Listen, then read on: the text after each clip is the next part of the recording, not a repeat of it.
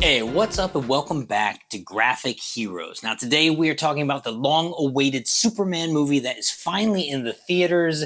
Joining me today is the one and only Bartholomew Ross. Bart, how you doing, buddy? Hey, my name. Well, we're talking about the Superman movie starring David Cornsweet. Corn Sweat. Him like that, poor guy probably got made fun a lot. And well, kids can be brutal. So let's jump right into it. The movie starts with, it kind of starts with that shot that we saw released where Superman is smashed into the snowy Arctic landscape and he's just bleeding, right? Right before that shot, we get some title credits. We get some captions, right? Explaining what's going on. They explain metahumans on the Earth. They explain Superman's arrival, him being the strongest person on the planet. They explain how about 3 hours ago he got into a fight with this person, and about 3 minutes ago he lost the fight. Lost a fight for the first time, getting his ass. Exactly. And so we see him smash into the Arctic, and it's brutal, man. Superman's sitting there coughing up blood. He whistles. The dog comes. We probably saw that. If you didn't see this, Crypto is introduced in this film. So, Crypto. Lost your train of thought there? probably you've seen it. And so Crypto is introduced into this film. And so he is an unruly kind of rescue dog. Superman, later on, we find out he's just kind of looking after the dog for someone. Spoiler, we're going to be in spoiler territory the entire review, ladies and gentlemen. So if you don't want this film spoiled, totally understand. Pause or let it play in the background. Go watch the movie, come back. Highly recommend watching the movie. It is a departure from It's not a verse. what we've recently seen Superman depicted as. Right, because he ain't cracking necks. He's not snapping He necks. ain't snapping necks and ain't watching his papa get torn apart by a tornado. Hell, even in this thing, he just saved that guy from a tornado. Yeah. Yes. All this is true. It is not a dark and brooding Superman. Cornsweet is charming as hell. He's wholesome. The tone of this film is light and positivity. It is definitely more rooted in the comic books. Tons of world building. We got an outrageous cast of characters in this movie, all of which are just fantastic. So Superman lands in the Arctic. Crypto drags him back to the Fortress of Solitude. We find out that Lex Luthor is actually orchestrated this whole fight between Superman and who we quickly later find out is Omni-Man, who we know Ultra. if you read the comics, you know that Omni-Man.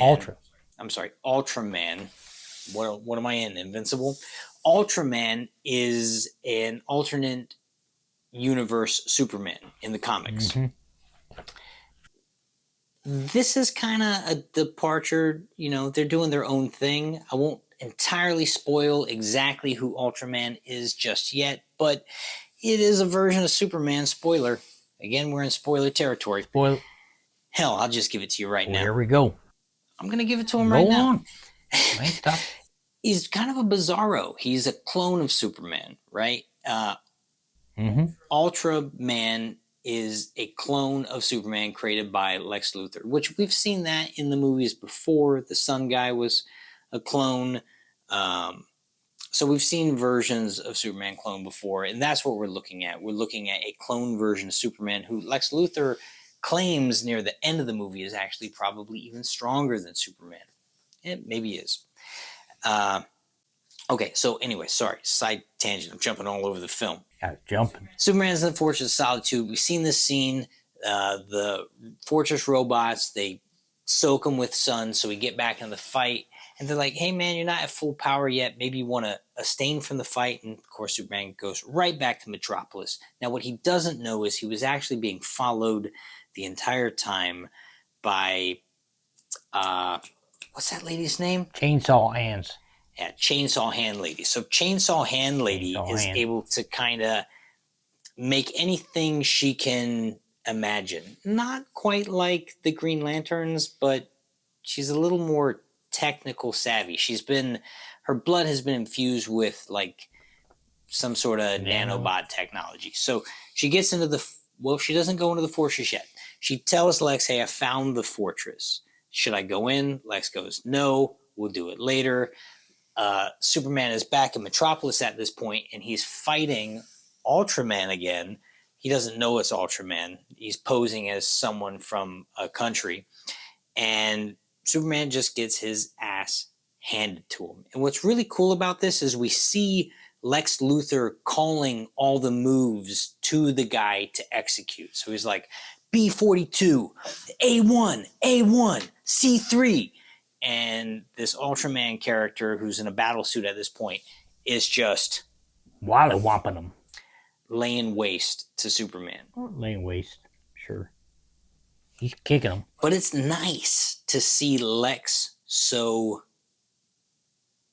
diabolical on top of it. I mean, he is a ruthless adversary for Superman in this film. Nicholas Hoult is just phenomenal in this movie. It is, my opinion, he might just be the best screen Lex Luthor we've ever seen. He is just that good. He's just that good. He's so damn good. He's very good. Why don't you get his number? All right. Anyway, so Superman gets his ass handed to him one more time. He's smashed into the ground, and the Ultraman character leaves. And Superman's like pulling himself. He can't even really fly. He's that beat up. And what's so nice about this moment, though, is you see the Metropolis community rally around Superman. They help him out of this hole that he's been smashed into. There's a street cart vendor who gave Superman some food one time. And you can really feel the love. This movie capitalizes on heart. And that is so nice to see. It is a hopeful film. You know, it is not dark. It's, like I said, it's not broody. He's not snapping necks. He's not watching his father get torn apart in a tornado. This film is good. It's good Superman content, right? Yeah. And I'm not taking anything away from past actors who have played the role. They've all had merit. They've all been good. The content of this movie is far more in line with Superman's tone and what he stands for. And it's a big, like I said, it's a big world building. And so, all right, jumping along, we get introduced to Clark Kent. We get introduced to his relationship with Lois. Oh, yeah, that Lois Lane. Yeah, she's very good. Got just the right amount of boob. I'd let her interview me. Okay. She's very good in the film. Phenomenal Lois Lane. What tremendous casting for this character. They have the interview scene, which we've seen that scene is definitely online. You can watch that one if you're not in the theaters. And you know what's interesting about that scene is Lois is pitch perfect, I would say. I mean, just pitch perfect. Superman is a little emotional. I mean, he's definitely he's not reserved at all. He's not reserved. He has opinions. He expresses his opinions with passion. He's a little, what's the word? I don't want to say sensitive, but he's sensitive. He's very emotional. He's easily affected by what's happening and what's said about him. It's easy to get his goat a little bit. He's passionate. He cares about people. He cares about life.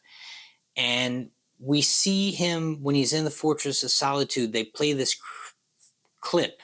You know, his parents sent him to Earth, and they sent a message with him. And the message is damaged, but the first half of the message is pretty intact. And it basically says, you know, we love you. You're our son. We're sending you to Earth to basically protect these people. You're going to be stronger than these people. You can protect them. And he watches this video clip of his hologram image, recorded image of his parents when he's in the fortress. It soothes him, makes him feel better, says robot number 4. So anyway, we meet Lois Lane. Quickly following, we meet the other members of the Daily Planet. We get Cat Grant, we get Ron, we get, Great of course, mustache. Jimmy Olsen. And Jimmy is just, again, pitch perfect in this film. He's so entertaining. And it's a surprising... He's a The player. Ladies' man. What he said. And so we see that side of Jimmy, which is nice. And he's not a dope, man. He's slick, right? He's kind of smart. We get Perry White, phenomenal actor. Probably seen him in Suits. Another Juilliard grad. This guy is a tour de force as far as acting goes. So we got just a phenomenal cast doing incredible performances the entire film. So no gripe there. I might, if I'm being nitpicky, say there were a lot of characters in this film. And I'm very familiar with the comic. I had no problem following all that. It's immersive, which is nice. I wonder if I maybe wouldn't have minded if it was a little more focused on more Superman. More? If that makes sense. Watch the movie, comment, you tell me what you think. Were there too many characters in this film for it to just be a real good establishing Superman? Of course, I will say Superman is well established in this film. It's definitely a Superman movie. Make no mistake about that. But what James Gunn has done really well is, like I said, world built. So let me get back to the review part of the film. So we meet the cast of characters. What's nice about this film is Superman and Lois are already in a relationship. They've been dating for about 3 months, give or take. So we don't have to see her figuring it out or him faking or any of that stuff. It's established. And they put this thing in the movie, which is actually really nice. It happens a few scenes later when she's talking to Lois. All right, so I'm jumping ahead a little bit. Superman is sent to a pocket dimension later in the film by Lex Luthor. And Lois goes to Guy Gardner and she goes to Mr. Terrific and Hot Girl, basically employing them to go help find Superman because she don't know where he is.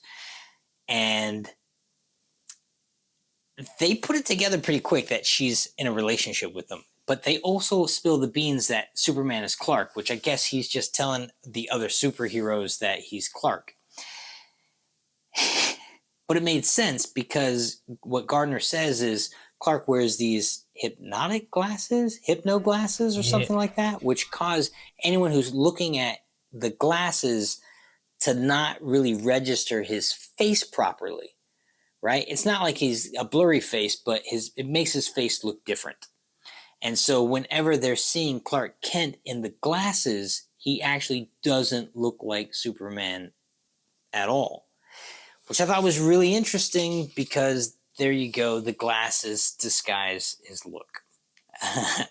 And there's a line where Superman even talks about that to Lois, because Lois is like, how long do you think it's going to take if you're the only one giving interviews to Superman?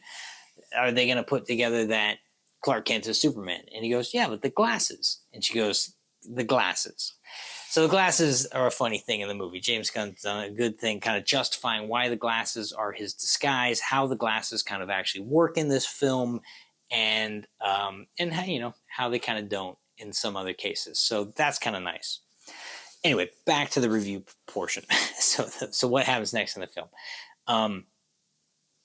We meet Lex Luthor and his team, and they go to the Fortress of Solitude. Now, Lex is really good at orchestrating distractions, and he does not care about casualty, loss of life, or any of that when he causes a distraction. So Luthor basically releases a kaiju on Metropolis to cause a distraction for Superman so he can go to the Fortress of Solitude with his little team. And he's basically looking for anything that's going to help him take Superman out or find dirt on him, some sort of solidifying evidence that he can use to convince other world leaders that he should imprison or kill or take down or get rid of Superman implicitly. And so while he's in the Fortress of Solitude, just wreaking havoc on his robots, Crypto, who's there, and the Solitude itself, the fortress itself, Superman is in Metropolis fighting this kaiju, and that's why I say it's good Superman content, because he's not just attacking the thing, he is fighting the thing, but he's trying to engage with the thing that's not in a way that's not going to cause it. He's not trying to kill the thing, right? He's trying to protect the thing, but also protect the people. And what Superman seems to not really care about is property value destruction, because the city's getting kind of blown up and beat up in this battle, and it's really nice though, because he literally saves a squirrel at one point. This thing is going to step on a squirrel, and Superman races to the rescue, saves this little squirrel, saves the little girl, saves this. He's doing everything he can to protect the civilian population by disengaging, by diffusing the threat, but not killing the thing, because it's life, and he's got such a precious regard to life in this film. It's so nice to see. It is. Now, the other superheroes, not so much. You got Guy Gardner comes in, Mr. Terrific, and Hot Girl comes in, and they don't give up about the life of this thing. Did you fall asleep on me? They don't care about this baby kaiju at one bit. And they end up, Mr. Terrific basically throws some grenades down its throat. It goes into his belly and it explodes. And Superman is really kind of depressed. He's bummed that was the best solution they could come up with to stop this thing. And he catches the creature as it's going down and basically lays it gently on the ground, and he crawls out from under it. And you kind of feel for it. You definitely feel for this creature. You get their point, and then what? And then here, okay. So now the movie really kicks in. By this point, Lex Luthor has infiltrated the Fortress of Solitude, and he has managed to find dirt on Superman. What he manages to find is that message that his parents left him about protecting the people, there was a second half to it that was destroyed and corrupted when his ship crash landed. And basically, Jor-El tells Superman to govern over the people of Earth, to be a god and rule over them, and to take many women to propagate his seed, a harem of women. Mm-hmm. And what's crazy is it's a little hard to watch, because almost instantly the entire population sees Superman as a villain. And that's where the guy throws the can and it hits him in the back of the head. We saw that in the trailer, and it's like, well, I didn't see that version coming out of it, right? It's a little, I thought it was maybe a little fast-tracked and hard to believe that everyone who loved him one second hated him the next. But you could say it's almost a commentary on social media. It's like we're all so quick to be swayed by what we're seeing instantly that critical thinking sometimes flies out the window. And the other thing that was really hard to watch about it was how quickly Superman was affected in an almost unlogical way. It was like he was instantly angry and crestfallen, and the way it shot, and he goes into the bank, and It's like he believed the whole thing to be true, but it's like everything he thought he knew about life instantly changed because of what he saw on that video footage that Luther had released that he himself had never actually seen, though he's seen this recording of his parents dozens of hundreds of times, thousands of times, who knows how many times, but it was, he was seeing 30 seconds of a 2-minute video, where in the other minute and a half of the video, the parents are basically telling Superman to rule over the earth. And that's why they're sending him to Earth, because he's going to have godlike powers there. Which is odd to me, because if Kryptonians thought that way, why didn't they just travel to Earth? If their planet was exploding, why were they there in the first place if they had the technological capabilities to traverse,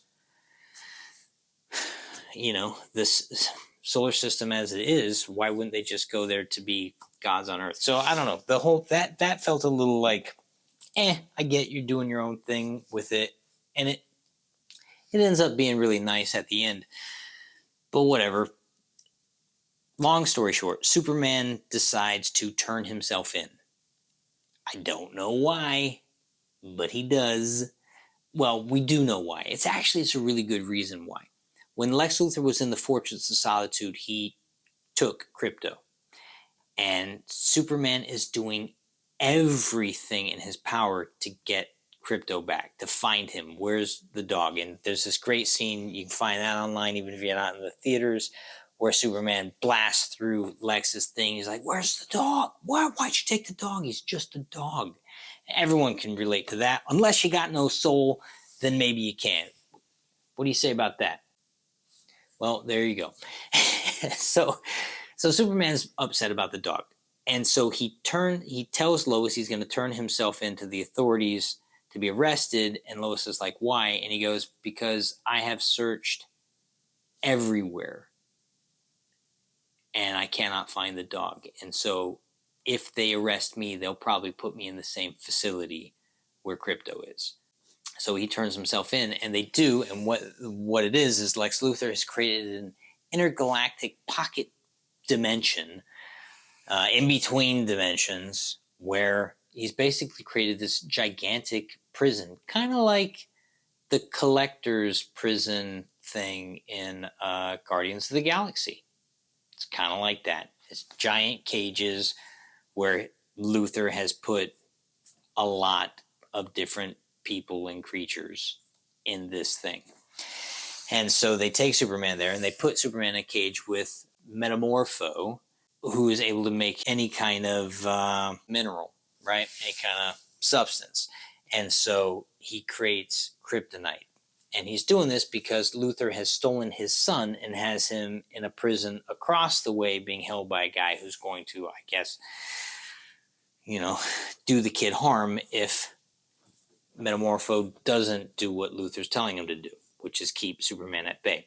And so he's got him there, and he leaves, and Superman tells Metamorpho, hey, if you stop doing this, I'll fly over there and I'll get your son. We'll get out of here. And Metamorpho gets aggressive, puts that kryptonite he's made right in Superman's face, and says basically, don't talk to me, shut up, don't talk to me.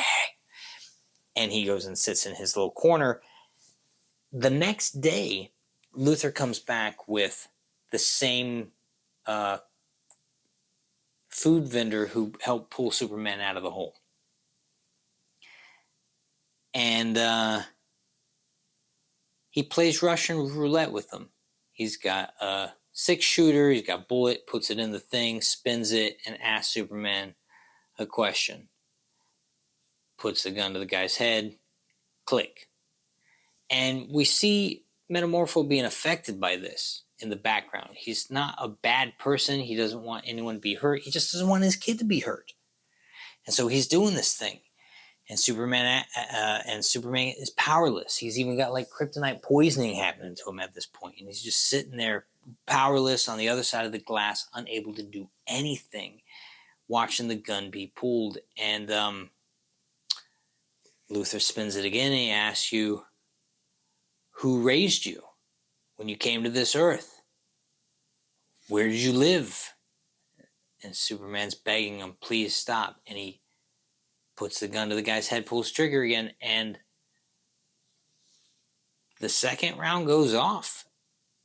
And it's kind of horrific to see in a film like this with so much heart, so much hope. And you're sitting here going, yo,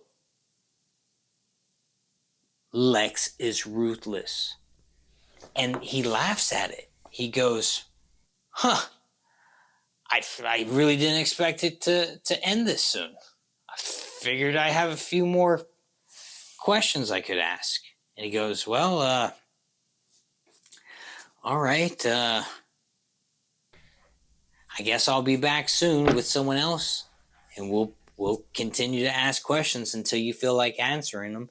He goes, maybe I'll round up that reporter you like to do interviews with so much, that Clark Kent figure. And Luthor leaves, and Superman is still on the ground. He's unable to move, and he's in tears. And it really affects Metamorpho. And so he stops the kryptonite. He makes the kryptonite go away. And Superman is unable to move still. And he goes, what's wrong with you? I stopped the kryptonite. You gotta get out of there before it's too late now. You gotta break out and get my kid. And Superman's like, I don't know if I can. Just give me a second. He's trying, man. He's really trying, but he doesn't have it in him. He goes, I get my power from the sun, the yellow sun. And Metamorpho's like, I can't create a sun. And he goes, I can't create a sun, but I can maybe create the properties. And so he starts making the elements. And eventually he creates like some version of a supernova that just explodes in the shell. And it managed to give Superman his powers back, or at least maybe 40% of his power level is back, charged up. And so he breaks out of the glass, he flies across, gets the baby, knocks the guy out, but then instantly they're all kind of being swarmed by these robotic goons of Luthor, which is nuts. Meanwhile, this is where Lois Lane has the conversation with Mr. Terrific, Hot Girl, and Guy Gardner. And Guy Gardner's a tool. He's such a tool in this film. It's great. It's just great. She's got that great line about how his haircut should be criminal or something like that. It's just pretty good stuff. She does manage to convince Mr. Terrific to get involved, or at least to go investigate what's going on, because I guess apparently Mr. Terrific somehow put a tracking device in Superman's bloodstream, so he's able to see where he is at all points, which is a little invasive, but Mr. Terrific says, what? I do that with all my friends. So I guess they're friends. So they go to where this, basically the gateway to the portal is, right? And they access the thing. And so Lois and Mr. Terrific are in this kind of pocket dimension looking out, trying to find Superman. But the thing is crazy vast. Anyway, at that point, Superman's already escaped. He's got the kid. Metamorpho's with him. They go get Crypto. Crypto's got a thing for objects, like balls, toys. And so Mr. Terrific's got the terrific balls floating around, and Crypto just starts going for him. Jumping along, so they manage to get back to Earth, but Superman is all beat up, right? He's low power. He's got almost no powers at all at this point. The escape took what little power he was able to get off the supernova is basically pretty much dissipated at that point. His battery cells are run down. And so Mr. Terrific tells Lois, take his vehicle and go get Superman somewhere safe. He just needs probably some exposure to sunlight for a day or two and he'll be fine. Meanwhile, he needs to try to figure out how to shut down this pocket dimension thing and save everyone else who's in there, because the portal had shut at that point. And so this is probably my favorite part of the film. Lois takes Clark to Smallville, to his farm. How exactly she managed to get there, I don't know, but she does. And whatever, we give it a pass. I guess he told her fly to Kansas from Metropolis. Anyway, I don't know exactly how she managed to navigate it, but she does. So she takes Superman and Crypto to, the Kent farmhouse in Kansas. They land, and we meet Martha, Superman's mom, and Jonathan, Pa, Kent. And it's great because we see Lois in Clark's room and she's seeing who he is, on the walls, photographs, his memories growing up, the stupid rock band poster, which is hysterical. And she gets to meet the parents. The next morning, Superman's outside eating a bowl of cereal or something and clearly upset. And his dad comes out of the house and sits next to him and basically says, "You're not yourself right now. What's going on, son?" And Clark explains that message his parents left him turned his whole world inside out. Like, he thought he was sent to Earth to do good, only to find out that his parents sent him to Earth to rule over everybody? Because I don't even know who I am anymore. And what's so great is in this real short scene between him and his dad says it's never a parent's job to tell a kid who to be. It's a parent's job to encourage a kid and let them go make a fool of themselves. And he says it's the choices that you decide to make in life that dictate who you are in life.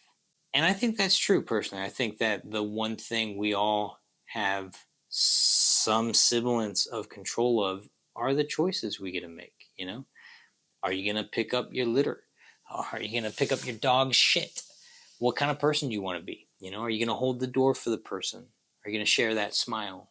Are you going to human decency things are you going to do, I guess, is the nature of that.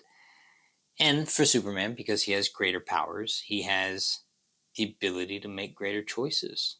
And he chooses to do good. And his dad says, basically, "I'm proud of you, son, for the man you choose to be." It is a great moment. And then Martha comes out and she's like, "You big mush." He goes, "Clark, there's something going on you need to see." And so they walk back into the house. And at the beginning of the movie, Superman stopped a war from happening. He stopped a country from invading another country and just wiping them out. He couldn't stand by and just watch all these people be killed. Well, since he'd been gone, that country decided to try and re-invade the other country. And it's just brutal. You see on one half of the fence, you got what looks like farmers holding pickaxes and stuff like that, ready to defend themselves. And on the other side of the fence, you have a fully weaponized military, tanks, machine guns, all kinds of stuff. And they're about to obliterate this small country. Martha goes, "I clean your boots up, son. I'll go get them." But then right when that happens, the other thing that happened is Lex Luthor sets off this pocket dimension, creating a rift that is just potentially going to rip the planet in half. And so Mr. Terrific's like, "Hey, you need to come to Metropolis and help me shut this thing off and stop the whole planet from being ripped apart. You can't go to that other country and stop the war from happening. You have to come here." And so it's kind of this crazy moment where we want to see Superman go to the other country and shut the thing down, but instantly we realize, and he realizes, actually can't be in two places at once. And that would prevent needless death and destruction, but this would prevent the entire planet from being ripped apart. So he goes to Metropolis to stop the entire planet from being ripped apart, where he has another altercation with Ultraman again. And Ultraman is brutal. He's brutal. Also, he's fighting the, what's the girl's name? Right, Chainsaw Fist Girl. He's fighting both them, but she somehow manages to get the nanotech in Superman's lungs where he can't even breathe. But they're like, "Can't he just hold his breath?" And they go, "Yeah, he can hold his breath, but not when all the oxygen's been taken out of the lungs." and I guess her nanotech is like sucking the oxygen out of the lungs. It's crazy. They fly up, they fly down. Boom, she's knocked out. Not Omni-Man. I keep doing that. Ultraman's mask is ripped off at this point, and Superman sees it is a clone of himself. And then, this is maybe the weakest part in the film, Lex Luthor does have this pretty big monologue where he monologues for the audience all the things he's going to do in his most evil way. Now, Holt is a phenomenal actor, so it works. It's just a questionable moment. It's for the audience's sake. It's not for Lex Luthor's sake. It's not really for Superman's sake, but Holt does it in a way where it works. He saves what would otherwise be a really hard monologue to sell in a film that's going so well. And long story short, Superman gets the upper hand. He uses Krypto to help him defeat Ultraman. And then also what's going on simultaneously, Jimmy Olsen has been utilizing his relationship with Lex Luthor's girlfriend, who is a social media girl who's constantly been taking pictures of herself. She sends Jimmy all the photos of herself, and Jimmy notices what she's really sending him is all the background stuff that's in the background of the photos. So it's the classified document, it's the map of the thing, it's the who he's shaking hands with. And so they're able to put together exactly what Lex is doing, and they managed to put together the fact that Lex has been orchestrating the war. He wants to be king of this place, is trying to frame Superman and kill him. So they managed to put everything together via this girl. And so while Superman is battling Ultraman, they write this press release that basically explains what's actually going on with Lex Luthor, the war, and everything else, and they make it public. So by the end of the battle with Ultraman, Superman flies in to go take out Lex Luthor. Not take him out, but, stop him. Superman's got this moment where he's got a speech, and he talks about who he is, right? And why he does what he does, because Lex calls him an alien, and it affects him. He's very affected. The Superman is emotional, He's got a big heart, and he wears his emotions on his sleeve a little bit. And so it hurts him when Lex Luthor calls him an alien. And he goes, but that's where you're wrong, Lex. I might not be from this planet, but he talks about all the values he has that make him human, that he makes mistakes, that he cares to do the right thing, that all the things that make him human, arguably more human than Batman. And that was one of the things about the Snyder films and some of these other films, like they didn't understand that Superman is the light, so Batman can be the dark, right? If Superman's dark and brooding and Batman's dark and brooding, it's not a very good contrast, right? Superman in many ways is actually more human than Batman and Bruce Wayne. Bruce Wayne is, he's one click shy of being the Punisher. Yes, I know that's a Marvel property. John Barnthorpe, man, what a beast of an actor there. But we're not talking about the Punisher. We're talking about Superman. Anyway, so they managed to stop Lex Luthor. The day is saved. They close the portal rift that's been opened. Superman flies down, finds Lois. They kiss. Perry White's like, how long have they been hooking up? He says it to Jimmy, and Jimmy's like, I think about 3 months. Now, they don't know that Superman is Clark, but they know that Lois and Superman is hooking up at least for the last 3 months. The T is T-ing. And that's pretty much the end of the film. Let's see, is that the end of the film? That's pretty much the end of the film. Yeah, and then we have 2 post-credit scenes, if you can even call them post-credit scenes. So here's the post-credit scene. The first post-credit scene, which is kind of like the pre-credit scene, is Superman on the moon with Krypto, and that's it. I did skip a scene. The last scene of the movie is Superman in the Fortress of Solitude, and he's managed to repair his robots. And remember when the robots, I said they played that message from his parents because he found it soothing?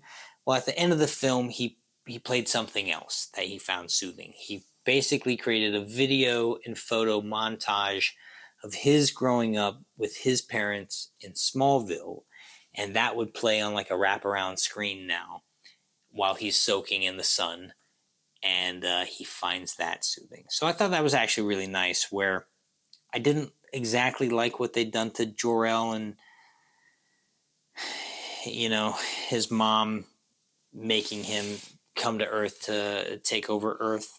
But I did like that what they ended up doing was making him even more human by bringing in just how important Mom, Pa Kent are. And the fact that both his parents are alive in this film and he's got a great relationship with them, I loved it. It was great. And so while that's going on, there's a big crash, and Supergirl comes in, his cousin, and she's come to get her dog.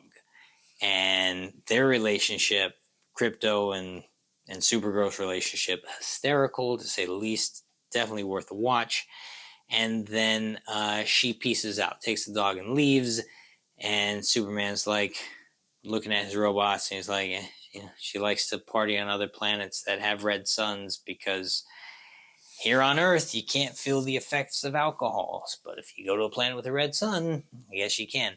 Which opens up a whole question for me, how she's traveling intergalactically, right up until the point I remember this movie has world built, and metahumans and space travel and all that stuff just exist from jump. It's been going on for a while.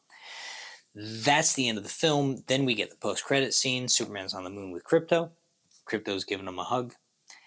And then the last post-credit scene is Superman. There's a photo of this. This photo's been online for a long time. But it's Superman standing outside a building with Mr. Terrific, and the building is slightly... It was ripped apart by the riff and then kind of glued itself back together when the riff shut. But it's just a little off. And Superman's like, it's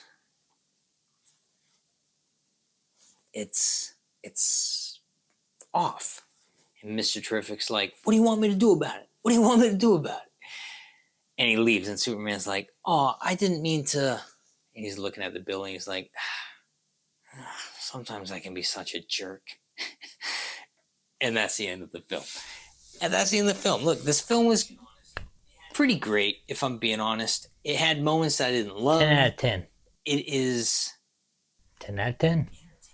Entertaining. The movie's entertaining. It's wholesome. It is Superman content. I thought Zack Snyder's films were action-packed and really engaging, and I thought Henry Cavill was a phenomenal cast choice for Superman. Mustache. What a great actor. But I walked away from that first Man of Steel movie depressed. I was like, Zod getting his neck snapped and Superman literally standing maybe 20 feet away as his father was torn apart in a tornado, where he must have been able to hear the death rattles of his father. Like, that's not the kind of Superman content that excites me. This is some Superman content. It's good. It's comic book. It's a comic booky film, that's grounded in like real world performances, but in a world where superheroes and villains exist. And so I'm actually really excited to see what is going to happen with the DC movies. I'm really excited to see what's happening next, And there are some fun cameos in the film. You get Peacemakers in there. You get some other characters. So that's the review. I highly recommend go watch this film. And you should watch it anyways, because watching a movie like this just gets us a chance of getting another movie. We never got a second sequel. We never got a sequel to the Henry Cavill Superman movie. How did we not get a sequel to Man of Steel? Blows my mind. So go out there in force. Let's watch this movie. Let's make sure we get a sequel to this Superman movie, because it would be nice to get more Superman content out there. And good Superman content. And Bart, really kind of lackluster today on your end, huh? What do you want me to tell you? I like the movie. What? Nothing to say. That's true. Nothing bad. He usually has more to say when he's a little displeased. So I guess your silence is a good thing. Well, that's the review. Oh, yeah. Until next time. Until next time. Stay graphic. Stay graphic.